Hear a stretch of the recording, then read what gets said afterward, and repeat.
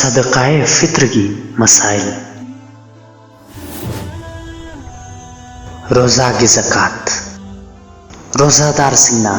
कया यामना चेक्सिनबा ओइरबसु रोजा की चैनुंदा मखोइदगी करिगुंबा सोइखिबा अमदी लानखिबा अदुमुक यावी चाबा थकपा अमसुंग रोजा कायहनगदबा वफमसिंगदगी हिंगबदी यामना लाई तौबतबु अहेनबा वा हाइबा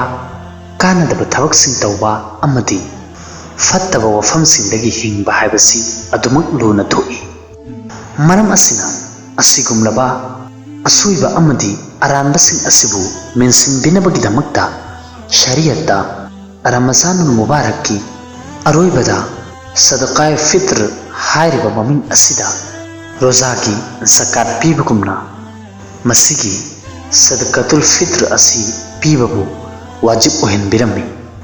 हजरत अब्दुल्ला इब्न अब्बास रज़ियल्लाहु ताला अन्हु नहाय मधुदी नबी करीम सल्लल्लाहु अलैहि वसल्लम ना सदकाए फित्र पीबा असिबु तंगाई फदबा ओहनबिरमले। हारिबा असी रोजा हेलबा मियुई अदुगिदमक्ता इकाई खंगदबा अमदी अहेनबा वफमसिंगदगी सेंदोकपिनबगिदमक्ता मतेंग अमनी अमसुंग मिस्किन सिंगिदमक्ता चानबगी थौरांग तौबिबनी। कनागुम्बा मियुइना हारिबा असिबु ईद की नमाज की ममांगदा पिथोकलबदी हारिबा अदु कबूल तौबिरबा ज़कात ओइगनी। अदुगा कनागुम्बना मसिबु नमाज की मतुंगदा पिथोकलबा अदु ओइरबदी मसी अतोपा सदकासिंग अदुगी मनुंगदगी सदका अमनी। रिवायत असिदगी खंगमगमले मधुदी सदकाए फित्र असी वाजिब ओइरिबगी मरम अनी। अहानबदा रोजादा याउखिबा असोई अरान पुनमक अदुगी मेंसिनबा अदुगा अनीसुबना उम्मत असिगी मिस्किन अमदी लाइरबा मियुसिंगिदमक्ता ईद की नुमित्ता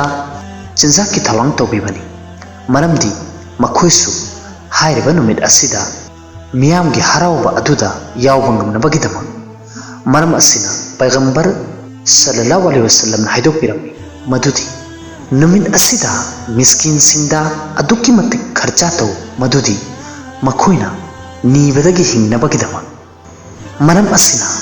पैसा पाइबा मुसलमान सिंगना सदकाए फित्र मतम चाना फिथोकपा असी तंगाई फदे। ममांगी हदीसता पनखिबा अदुगुमना नमाज की ममांगदा सदकतुल फित्र पिथोकपा असी ख्वाइदगी हेना सवाब फंगनबगी मरम अमनी। हाइरिबा असिगी मरमदगी हजरत अब्दुल्ला इब्न उमर रज़ियल्लाहु ताला अन्हुना ईद की नुमित निनी नत्रगना हुमनी की ममांगदा सदकतुल फित्र पिथोकलमे। अमसुंग मसी ख्वाइदगी हेना फबसुनी मरमदी मधुगी तंगाई फदबा लैरबा मियुइसिंग अदुना ईद की ममांगदा थौरांग तौबा अमदी चाना थकनबा सेतनबा लांबा ngamnabagidamak। सदकाए फित्र कनागी मथक्ता वाजिब ओइबगी कनागुम्बा मियुइ अमा महाकी तंगाई फदबा पुंसीदा चंद्रबा याद्रबा पोटलमसिंग अदुगी अतोपदा महाकी मथक्ता ज़कात वाजिब ओइबा याबगी चांगदा माल लैरबा अदु ओइरबदी मियुइ अदुगी मथक्ता ईदुल फित्र की नुमित्ता सदकाए फित्र पीबा असी वाजिबनी। सदकाए फित्र अमसुंग ज़कात वाजिब ओइबगी मतंगदा खजिक्तंग खेतनबा लೈ। हाइरिबा अदुदी ज़काती सुकनगी माले नामीदा हाइबदी सना चांदी पैसा बिजनेस की पोटलमसिंग अमदी सा सनसिंगी मथक्ता खक्ता वाजिब ओइ। अदुगा सदकाए फित्र ददी ईदुल फित्र की नुमित्ता सुबह सादिक की मतमदा तंगाई फदबा पोटलमसिंग अमदी सिजनदबा याद्रबा पोटलमसिंग अदुगी अतोपदा महाकी लैरिबा एनी मालसिंग अदुदगी करिगुंबा पोटलम अम्मगी ममल नत्रगना हाइरिबा मालसिंग अदु पुंसलगा ममल लेप्पा मतमदा चांदी तोला 52 मखाइगी ममल यौरबा नत्रगना मदुदगी हेनबा ओइरबा अदु ओइरबदी महाकी मथक्ता सदकाए फित्र पिथोकपा असी वाजिब ओइरगनी अदुगा अमना ज़कात पिथोकप मतमददी मियोय अदुगी मथक्ता लैरिबा मालसिंग अदु चही अमा फाना लैबा हाइबदी हाइरिबा मालसिंग अदुगी मथक्ता चही अमा हौख्रबा मतुंगदा महाक्की मथक्ता ज़कात वाजिब ओइ तौबतबु सदकाय फित्रदी रिगुम्बा हाइरिबा ममल असिगी चांगदा ईदुल फित्र की नुमित्ता सुबह सादिक की मतमदा लैब तारबदी खुदक्ता महाक्की मथक्ता सदकाय फित्र वाजिब ओइ तौबतबु सदकाय फित्र अमसुं ज़कात की मालदा मानब पोलम हाइरगदी हाइरिबा माल अदु मिरन तोनबा अदुगी अतोपदा नत्रगना अखोइगी पुंसीदा तंगाई फदना चंद्रबा याद्रबा पोलमसिंग अदुगी अहेनबदा ओइगदबनी नत्रबदी ज़कात अमसुं सदकाय फित्र महाक्की मथक्ता वाजिब ओइदे तोंगान तोंगानबा मसाइल खरा खाली ओइना लैरिबा युमसिंग अमदी मफमसिंग अदुगी ममल अदुगी मथक्तसु सदकाय फित्र वाजिबनी करिगुम्बा कनागुम्बा अमगी मनाक्ता युम कया अम लैरबा युम अमदना महाक लैरिबा ओइरबा अदुगा अतोपसिंग अदुना खाली ओइना लैबा ओइरबा अमसु मदुगी ममल निसाब की चांगदा नत्रगना मदुदगी हेनबा ओइरबा अमसु हाइरिबा अदुगी इनकम दगी महाक चादबा ओइरबा अदु ओइरबदी महाक्की मथक्तसु सदकाय फित्र वाजिबनी मुसाफिर हाइबदी लंगफै चलिबा मियोसिंग अदुगी मथक्तसु सदकाय फित्र वाजिबनी निसाब की ममल अदुगी चांगदा माल लैरिबा मियोय अदुगी मथक्ता मयुमदा लैबा मियोसिंगी मथक्ता सदकाय फित्र वाजिब ओइबा अदुगुमना मुसाफिर हाइबदी लंगफै चलिबा अमदी महाक्की मनाक्ता निसाब की चांगदा माल लैरिबा मियोय अदुगी मथक्तसु सदकाय फित्र असी वाजिबनी अमसु ईद की नुमित्ता महाक्ना लैरुरिबा मफम अदुगी ममल अदुगी चांगदा सदकाय फित्र लेपकनी अनाबा अमदी रोजा हेनबा ngamजद्रबा मियोयसिंगी सदका फित्र कनागुम्बा मियोय अमा नाबा मरमदगी रमजान की रोजा हेनबा ngamद्रबा तौबतबु ईदुल फित्र की सुबह सादिक की मतमदा महाक साहिब निसाब ओइरबा अदु ओइरबदी महाक की मथक्तसु सदकाय फित्र लाजिमनी सदकाय फित्र वाजिब ओइबगी मतम सदकाय फित्र की वाजिब ओइबगी मतम असी ईदुल फित्र की सुबह सादिकनी मरम असिना कनागुम्बा मियोय अमा हाइरिबा मतम असिदा निसाब की चांगदा महाक्की मनाक्ता माल लैरबा अदु ओइरबदी हाइरिबा मियोय अदुगी मथक्ता सदकाय फित्र वाजिब ओइरगनी असुमना कनागुम्बा मियोय अमा ममांगदगी हौना मालदार ओइरबा अमदी महाक्की मनाक्ता निसाब की चांगदसु माल लैरबा तौबतबु ईदुल फित्र की सुबह सादिक की ममांगदा महाक्की माल चांग अदु मांग ताखिबा मरमदगी लाइरबा अमसु महाक्ना लाइरबगी फिवमदा सुबह सादिक फंगलबा अदु ओइरबदी महाक्की मथक्ता सदकाय फित्र वाजिब ओइररोय असुमना कनागुम्बा मियोय अमा ममांगदा लाइरबा ओइरंबा तौबतबु ईदुल फित्र की सुबह सादिक की ममांगदा मालदार ओइरबा हाइबदी महाक्की मनाक्ता निसाब की चांगदा माल लाक्लबा अमसु महाक्ना हाइरिबा अदुगी फिवमदा सुबह सादिक फंगलबा अदु ओइरबदी महाक्की मथक्तसु सदकाय फित्र वाजिब ओइरगनी बालिक फाद्रिबा आंगांसिंगी माइकैदगिसु सदका फिथोकपा बालिक फाद्रिबा आंगांसिंग करिगुम्बा निसाब अमतगी मपु ओइद्रिबा अदु ओइरबदी मखोइगी मपागी मथक्ता मखोइगी माइकैदगी सदकाय फित्र पिथोकपा असी मखोइगी मपासिंगी मथक्ता वाजिबनी अदुगा करिगुम्बा हारिबा आंगांसिंग अदु मखोइ मसामक साहिबे निसा हाइबदी निसाब की चांगदा मखोइगी मनाक्ता माल लैबा ओइरबा अदु ओइरबदी मखोइगी मालसिंग अदुदगी सदकाय फित्र लौथोकदबनी असुमना करिगुम्बा कनागुम्बा मियोय अमा ꯒ꯭ꯌꯥꯟ ꯌꯥꯝꯅ ꯇꯥꯗꯕ ꯑꯣꯏꯔꯕ ꯅꯠꯇ꯭ꯔꯒꯅ ꯁꯣꯟꯕ ꯑꯣꯏꯔꯕ ꯅꯠꯇ꯭ꯔꯒꯅ ꯉꯥꯎꯕ ꯑꯣꯏꯔꯕ ꯑꯗꯨ ꯑꯣꯏꯔꯕꯁꯨ ꯃꯍꯥꯛꯀꯤ ꯃꯥꯏꯀꯩꯗꯒꯤ ꯁꯗꯀꯥꯏ ꯐꯤꯇ꯭ꯔ ꯄꯤꯊꯣꯛꯀꯗꯕꯅꯤ꯫ ꯍꯥꯏꯔꯤꯕ ꯃꯤꯑꯣꯏ ꯑꯗꯨ ꯀꯔꯤꯒꯨꯝꯕ ꯑꯆꯧꯕ ꯃꯤ ꯑꯣꯏꯔꯕꯁꯨ, ꯍꯥꯏꯕꯗꯤ ꯀꯔꯤꯒꯨꯝꯕ ꯃꯍꯥꯛ ꯂꯥꯏꯔꯕ ꯑꯣꯏꯔꯕꯗꯤ ꯃꯄꯥꯅ ꯃꯍꯥꯛꯀꯤ ꯃꯥꯏꯀꯩꯗꯒꯤ ꯁꯗꯀꯥꯏ ꯐꯤꯇ꯭ꯔ ꯄꯤꯊꯣꯛꯀꯗꯕꯅꯤ꯫ ꯑꯗꯨꯒ ꯀꯔꯤꯒꯨꯝꯕ ꯃꯤꯑꯣꯏ ꯑꯗꯨ ꯃꯁꯥꯃꯛ ꯏꯅꯥꯛ ꯈꯨꯟꯕ ꯑꯃꯗꯤ ꯃꯍꯥꯛꯀꯤ ꯃꯅꯥꯛꯇ ꯅꯤꯁꯥꯕꯀꯤ ꯆꯥꯡꯗ ꯃꯥꯜ ꯂꯩꯕ ꯑꯣꯏꯔꯕꯗꯤ ꯃꯍꯥꯛꯀꯤ ꯃꯥꯜ ꯑꯗꯨꯗꯒꯤ ꯁꯗꯀꯥꯏ ꯐꯤꯇ꯭ꯔ ꯂꯧꯊꯣꯛꯀꯗꯕꯅꯤ꯫ ꯕꯥꯂꯤꯒ ꯐꯥꯔꯕ ꯒ꯭ꯌꯥꯟ ꯇꯥꯔꯕ ꯃꯤꯑꯣꯏꯁꯤꯡꯒꯤ ꯃꯥꯏꯀꯩꯗꯒꯤ ꯁꯗꯀꯥꯏ ꯐꯤꯇ꯭ꯔ ꯄꯤꯊꯣꯛꯄ꯫ ꯒ꯭ꯌꯥꯟ ꯇꯥꯔꯕ ꯕꯥꯂꯤꯒ ꯐꯥꯔꯕ ꯃꯆꯥꯁꯤꯡꯒꯤ ꯃꯥꯏꯀꯩꯗꯒꯤ ꯁꯗꯀꯥꯏ ꯐꯤꯇ꯭ꯔ ꯄꯤꯊꯣꯛꯄꯤꯕ ꯑꯁꯤ ꯃꯄꯥꯒꯤ ꯃꯊꯛꯇ ꯇꯉꯥꯏ ꯐꯗꯕ ꯅꯠꯇꯦ꯫ ꯇꯧꯕꯇꯕꯨ ꯀꯔꯤꯒꯨꯝꯕ ꯍꯥꯏꯔꯤꯕ ꯃꯆꯥ ꯑꯗꯨ ꯃꯄꯥꯅ ꯑꯗꯨꯃꯛ ꯌꯣꯛꯂꯤꯕ ꯑꯣꯏꯔꯕ, ꯍꯥꯏꯕꯗꯤ ꯃꯄꯥꯒꯤ ꯏꯟꯀꯝꯗꯒꯤ ꯄꯨꯟꯅ ꯆꯥꯃꯤꯟꯅꯔꯤꯕ ꯑꯣꯏꯔꯕ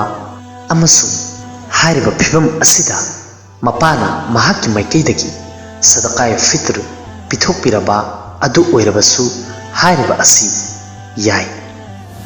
ꯅꯨꯄꯤꯒꯤ ꯃꯥꯏꯀꯩꯗꯒꯤ ꯃꯍꯥꯛꯀꯤ ꯃꯄꯨꯔꯣꯏꯕꯅ ꯁꯗꯀꯥꯏ ꯐꯤꯇ꯭ꯔ ꯄꯤꯊꯣꯛꯄ꯫ ꯀꯅꯥꯒꯨꯝꯕꯤ ꯅꯨꯄꯤ ꯑꯃꯒꯤ ꯁꯗꯀꯥꯏ ꯐꯤꯇ꯭ꯔ ꯑꯁꯤ ꯃꯍꯥꯛꯀꯤ ꯃꯄꯨꯔꯣꯏꯕꯒꯤ ꯃꯊꯛꯇ ꯋꯥꯖꯤꯕ ꯅꯠꯇꯦ꯫ ꯇꯧꯕꯇꯕꯨ ꯀꯔꯤꯒꯨꯝꯕ ꯍꯥꯏꯔꯤꯕ ꯃꯍꯥꯛꯀꯤ ꯅꯨꯄꯤ ꯑꯗꯨꯒꯤ ꯃꯥꯏꯀꯩꯗꯒꯤ ꯄꯤꯊꯣꯛꯄꯤꯈ꯭ꯔꯕ ꯑꯗꯨ ꯑꯣꯏꯔꯕꯁꯨ ꯃꯍꯥꯛꯀꯤ ꯁꯗꯀꯥꯏ ꯐꯤꯇ꯭ꯔ ꯑꯗꯨ ꯑꯣꯏꯒꯅꯤ꯫ ꯀꯔꯤꯒꯨꯝꯕ ꯅꯨꯄꯤ ꯑꯗꯨꯗꯒꯤ ꯑꯌꯥꯕ ꯂꯧꯕ ꯇꯥꯔꯕꯁꯨ ꯅꯠꯇ꯭ꯔꯒꯅ ꯂꯧꯗ꯭ꯔꯕꯁꯨ꯫ ꯑꯁꯨꯝꯅ ꯑꯗꯨꯒꯨꯝꯂꯕ ꯑꯉꯥꯡ ꯏꯗꯨꯜ ꯐꯤꯇ꯭ꯔꯒꯤ ꯅꯨꯃꯤꯠꯇ ꯃꯃꯥꯒꯤ ꯃꯄꯨꯛꯇ ꯌꯥꯎꯔꯤꯕ ꯑꯣꯏꯔꯕꯗꯤ ꯃꯍꯥꯛꯀꯤ ꯃꯥꯏꯀꯩꯗꯒꯤ ꯁꯗꯀꯥꯏ ꯐꯤꯇ꯭ꯔ ꯄꯤꯊꯣꯛꯄ ꯑꯁꯤ ꯃꯍꯥꯛꯀꯤ ꯃꯄꯥꯒꯤ ꯃꯊꯛꯇ ꯋꯥꯖꯤꯕ ꯅꯠꯇꯦ꯫ ꯑꯁꯨꯝꯅ ꯀꯅꯥꯒꯨꯝꯕ ꯃꯤꯑꯣꯏ ꯑꯃ ꯏꯗꯨꯜ ꯐꯤꯇ꯭ꯔꯒꯤ ꯁꯨꯕꯥ ꯁꯥꯗꯤꯛꯀꯤ ꯃꯃꯥꯡꯗ ꯂꯩꯈꯤꯗ꯭ꯔꯕ ꯑꯗꯨ ꯑꯣꯏꯔꯕꯗꯤ ꯃꯍꯥꯛꯀꯤ ꯃꯥꯏꯀꯩꯗꯒꯤ ꯁꯗꯀꯥꯏ ꯐꯤꯇ꯭ꯔ ꯄꯤꯊꯣꯛꯄ ꯑꯁꯤ ꯋꯥꯖꯤꯕ ꯅꯠꯇꯦ꯫ ꯁꯗꯀꯥꯏ ꯐꯤꯇ꯭ꯔ ꯄꯤꯊꯣꯛꯄꯒꯤ ꯃꯨꯁꯇꯍꯕ ꯑꯣꯏꯕ ꯃꯇꯝ꯫ ꯃꯨꯁꯇꯍꯕ ꯑꯣꯏꯕ ꯃꯇꯝꯗꯤ ꯑꯁꯤꯅꯤ ꯃꯗꯨꯗꯤ ꯏꯗꯨꯜ ꯐꯤꯇ꯭ꯔꯒꯤ ꯅꯨꯃꯤꯠꯇ ꯏꯗꯀꯤ ꯅꯃꯥꯖꯀꯤꯗꯃꯛꯇ ꯆꯠꯇ꯭ꯔꯤꯉꯩꯒꯤ ꯃꯃꯥꯡꯗ ꯁꯗꯀꯥꯏ ꯐꯤꯇ꯭ꯔ ꯑꯁꯤ ꯄꯤꯊꯣꯛꯀꯗꯕꯅꯤ꯫ ꯁꯗꯀꯥꯏ ꯐꯤꯇ꯭ꯔ ꯔꯃꯖꯥꯟ ꯃꯅꯨꯡꯗ ꯄꯤꯊꯣꯛꯄ꯫ ꯁꯗꯀꯥꯏ ꯐꯤꯇ꯭ꯔ ꯔꯃꯖꯥꯟ ꯃꯨꯕꯥꯔꯛꯇ ꯄꯤꯊꯣꯛꯄ ꯑꯁꯤꯁꯨ ꯌꯥꯏ꯫ ꯇꯧꯕꯇꯕꯨ ꯔꯃꯖꯥनुल ꯃꯨꯕꯥꯔꯛꯀꯤ ꯃꯃꯥꯡꯗ ꯄꯤꯊꯣꯛꯄꯗꯤ ꯌꯥꯗꯦ꯫ ꯏꯗꯀꯤ ꯅꯃꯥꯖꯀꯤ ꯃꯇꯨꯡꯗ ꯁꯗꯀꯥꯏ ꯐꯤꯇ꯭ꯔ ꯄꯤꯊꯣꯛꯄ꯫ ꯈ꯭ꯋꯥꯏꯗꯒꯤ ꯍꯦꯟꯅ ꯐꯕꯗꯤ ꯏꯗꯨꯜ ꯐꯤꯇ꯭ꯔꯒꯤ ꯅꯃꯥꯖꯀꯤ ꯃꯃꯥꯡꯗ ꯐꯤꯇ꯭ꯔꯥ ꯄꯤꯊꯣꯛꯀꯗꯕꯅꯤ꯫ ꯇꯧꯕꯇꯕꯨ ꯀꯔꯤꯒꯨꯝꯕ ꯍꯥꯏꯔꯤꯕ ꯃꯇꯝ ꯑꯗꯨꯗ ꯄꯤꯊꯣꯛꯄ ꯉꯝꯍꯧꯗ꯭ꯔꯕ ꯑꯗꯨ ꯑꯣꯏꯔꯕꯗꯤ ꯀꯣꯟꯅ ꯃꯍꯥꯛꯅ ꯄꯥꯝꯕ ꯃꯇꯝ ꯑꯗꯨꯗ ꯄꯤꯊꯣꯛꯄ ꯌꯥꯏ ꯑꯃꯁꯨꯡ ꯃꯍꯥꯛꯅ ꯄꯤꯊꯣꯛꯂꯤꯕ ꯑꯗꯨ ꯀꯖꯥ ꯑꯣꯏꯔꯣꯏ, ꯑꯗꯥ ꯑꯣꯏꯒꯅꯤ꯫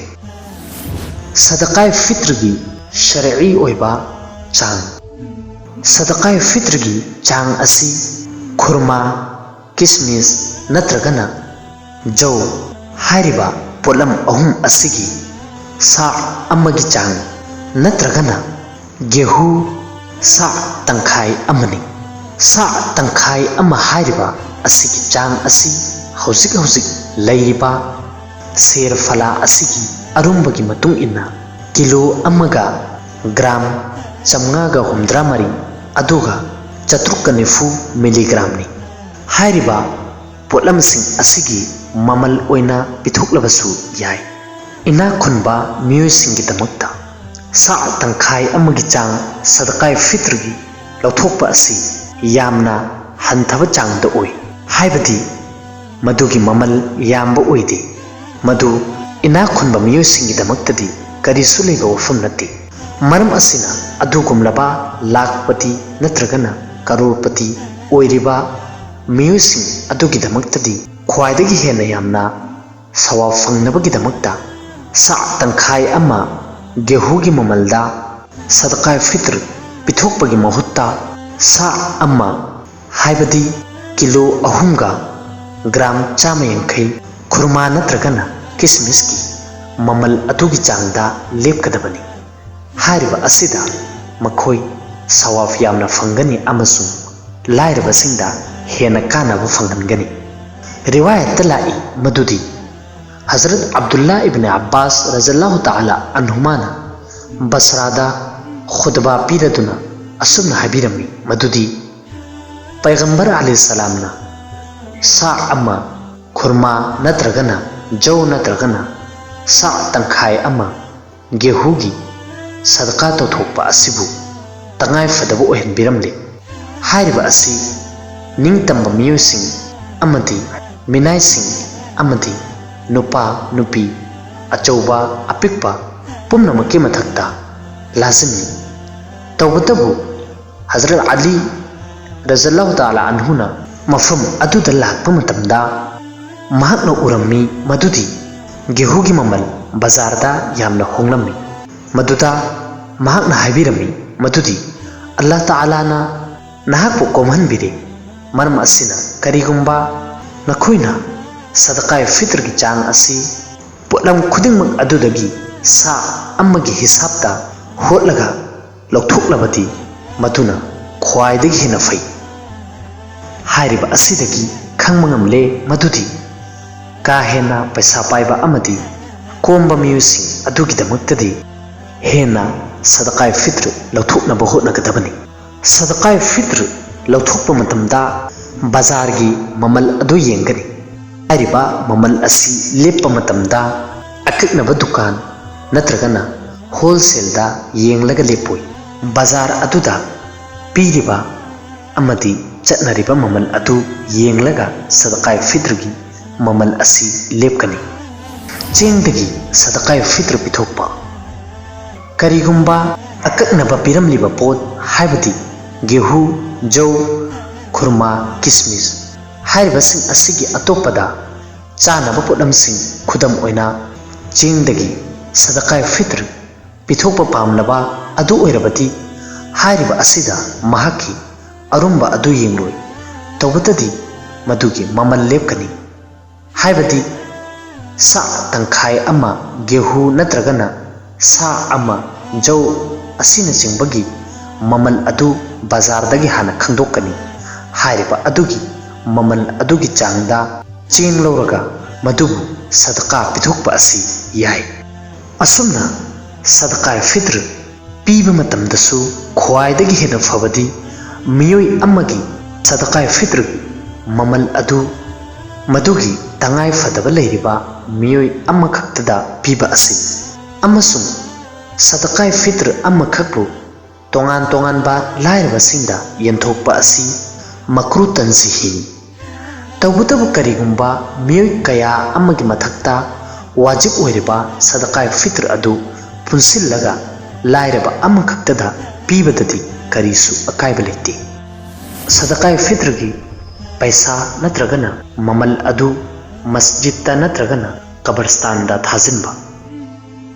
फित्रागी ममल पिथोकफम असी ज़कात की पिथोकफम अदुगा चप मानै